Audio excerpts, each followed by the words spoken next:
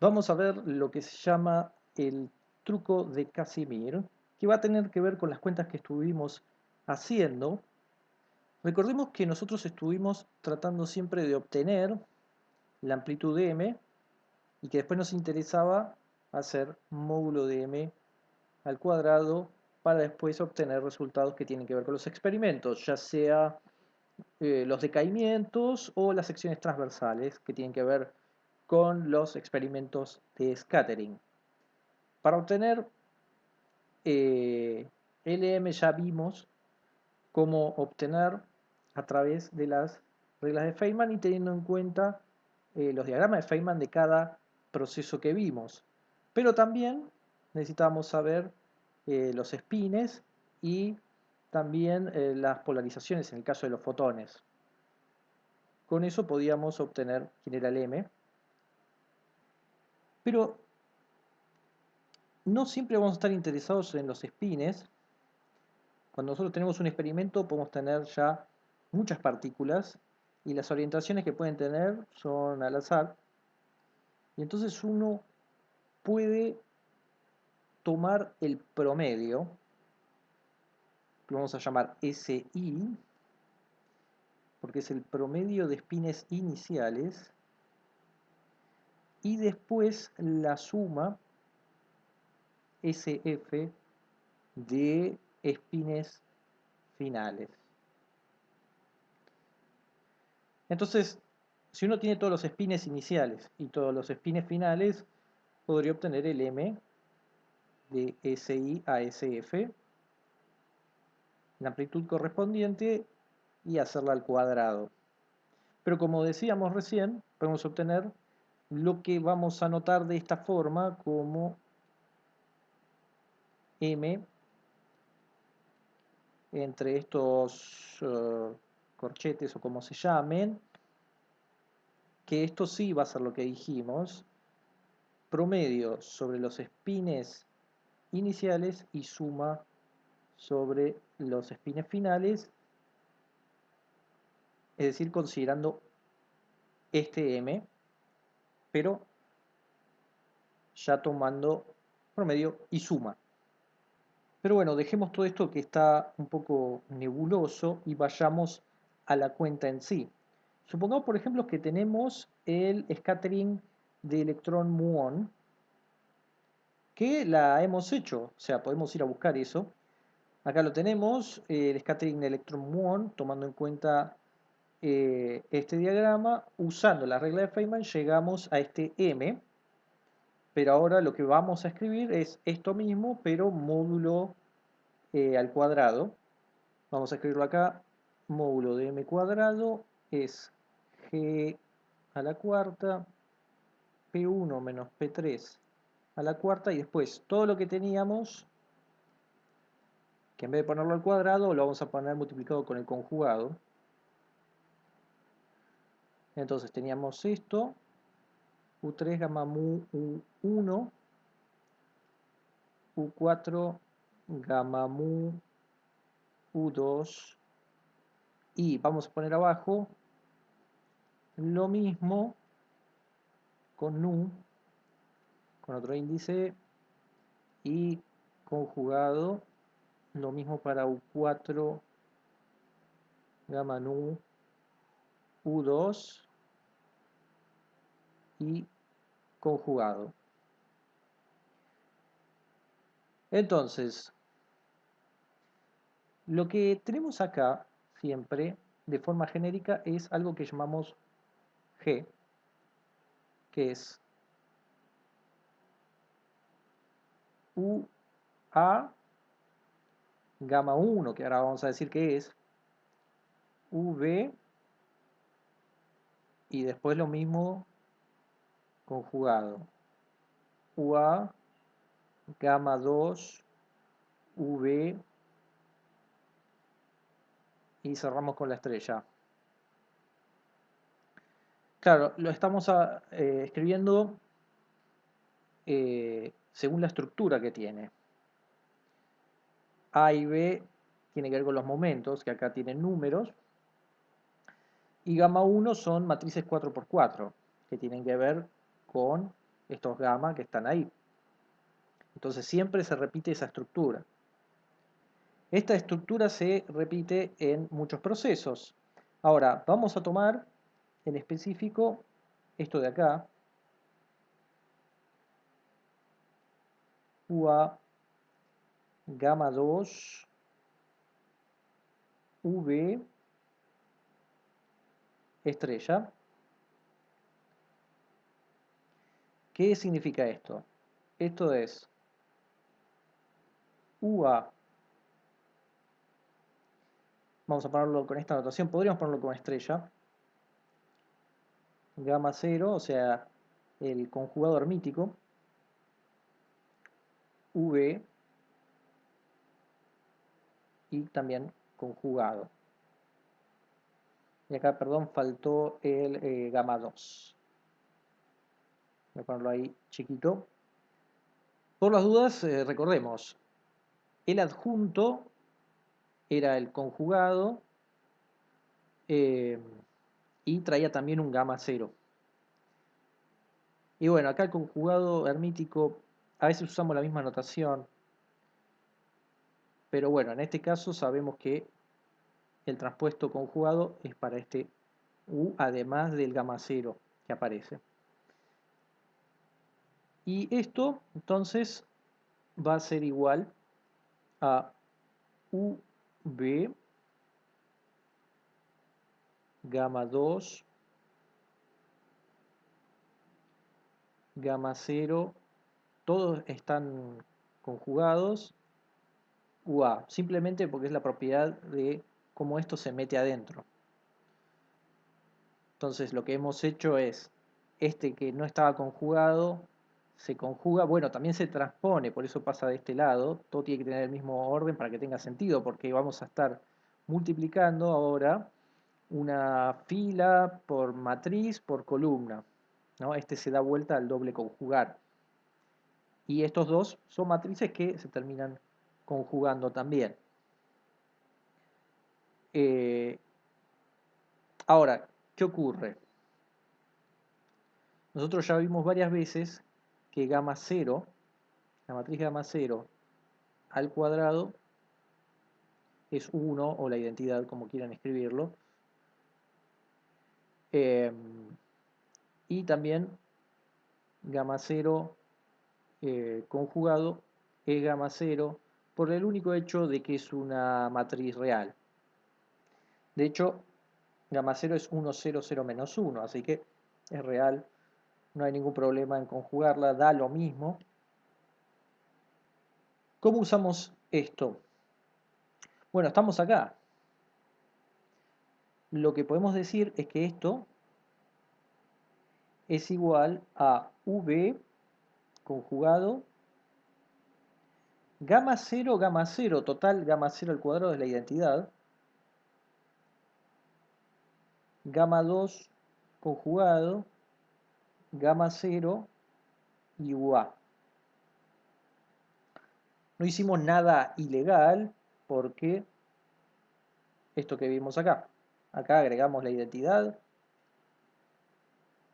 y acá le sacamos el conjugado. ¿Y para qué nos sirve esto? Bueno, porque podemos usar la notación de adjunto. Acá tendríamos V adjunto y absorbe un gamma 0. Luego vamos a tener gamma 2 adjunto, que es todo esto, y queda el UA. Con esta notación se hace mucho más cortito lo que teníamos. Observemos que entonces G ahora queda directamente UA conjugado, gamma 1, V, V conjugado, gamma 2 conjugado, UA. ¿Por qué? Porque lo único que hicimos fue reconvertir este de acá, de esta forma, y lo trajimos. Y ese es el G que nos queda. Entonces, este G representaba solo esto para ser exactos, que si uno ve lo que era el M para electrón muón, estaríamos haciendo simplemente para U3 y U1 y faltaría U4, U2. Entonces ahora De forma más genérica vamos a escribirlo para todas las partículas. Vamos a sumar sobre todo los espines, los B, en nuestro G que teníamos. Eso significa UA, gamma 1, y ahora entre paréntesis la suma SB1 o 2 de U, SB como poníamos al principio los subíndices, y PB, U adjunto, SB, PB, gamma 2 que teníamos, adjunto, y UA. Como estamos sumando sobre los espines de B, entonces si volvemos a lo que teníamos,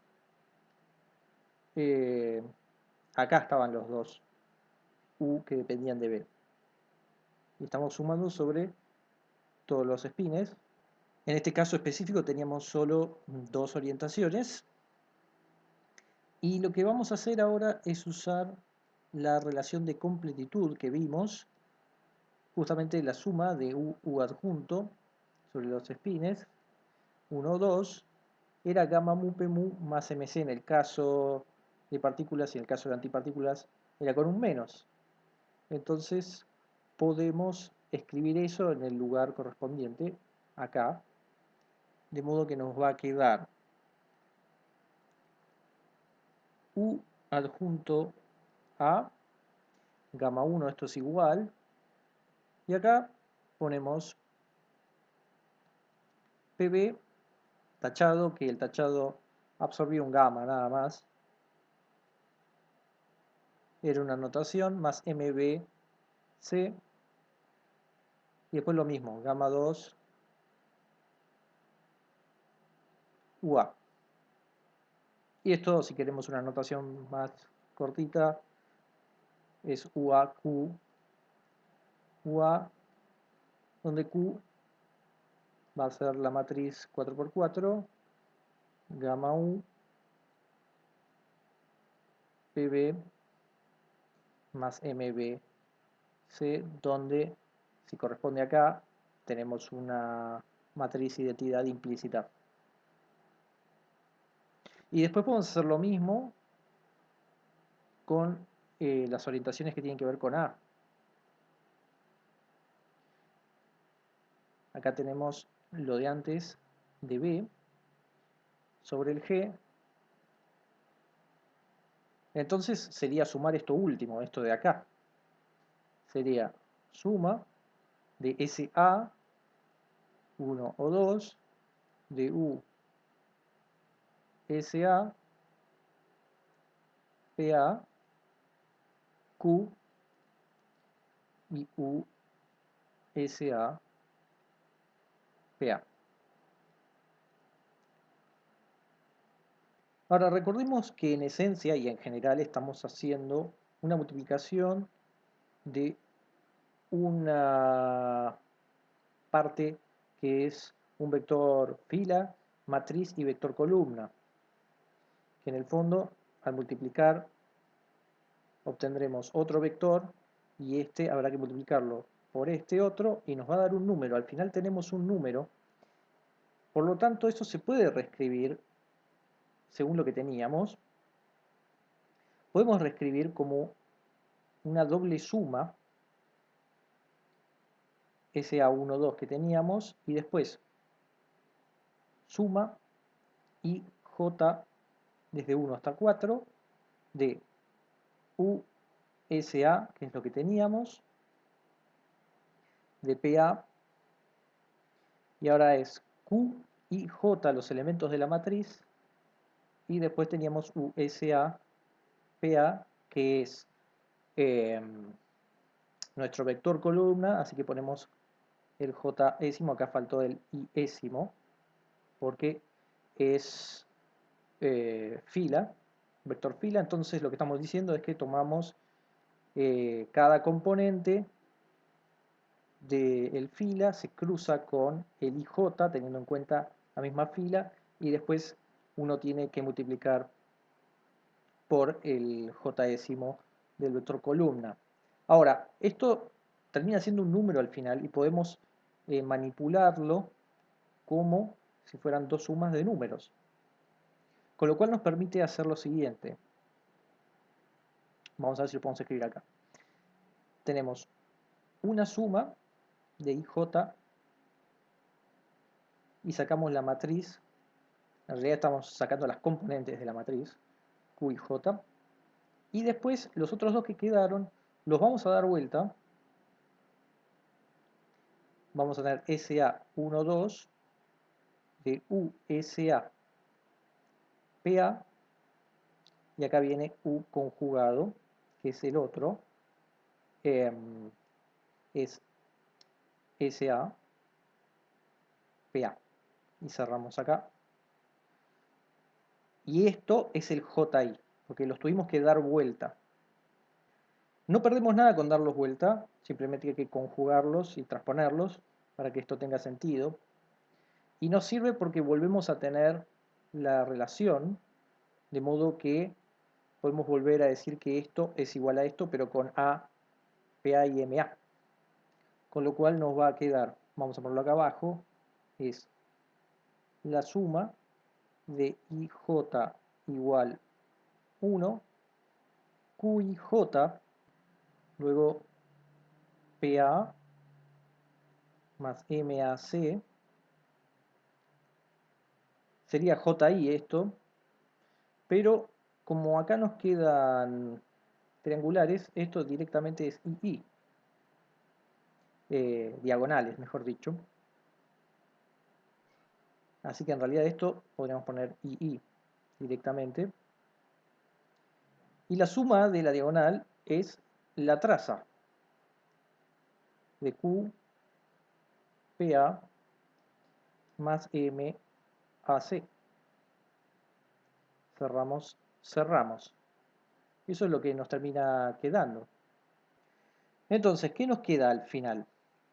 Que la suma de todos los spines, vamos a ponerlo así en general, de UA, gamma 1, UV, que esto era lo que teníamos con el G, UA, gamma 2, V, estrella, termina siendo una traza de el Q, que en el fondo era gamma 1 esto, gamma 2, gamma 1, PB más MBC, gamma 2 adjunto, y sobraba esto, PA más MAC, y cerramos la traza. Entonces, al final, todo esto que teníamos acá termina siendo una traza. Las trazas es algo más sencillo en el sentido de que lo único que hay que ir a fijarse en la matriz que tengamos es la diagonal y sumar. Así que eso es una gran simplificación. Este es el famoso truco de Casimir, como lo llamamos. Aparentemente fue el primero en utilizarlo. La cuestión importante de todo lo que dijimos es que acá desaparecieron los espinores. Sí es cierto que hay que multiplicar las matrices y tomar la traza, pero los espinores no están más. Una observación que vamos a hacer es que uno puede cambiar partículas por antipartículas resignando, como habíamos dicho, que acá aparezca un menos, pero después el proceso sería en principio el mismo.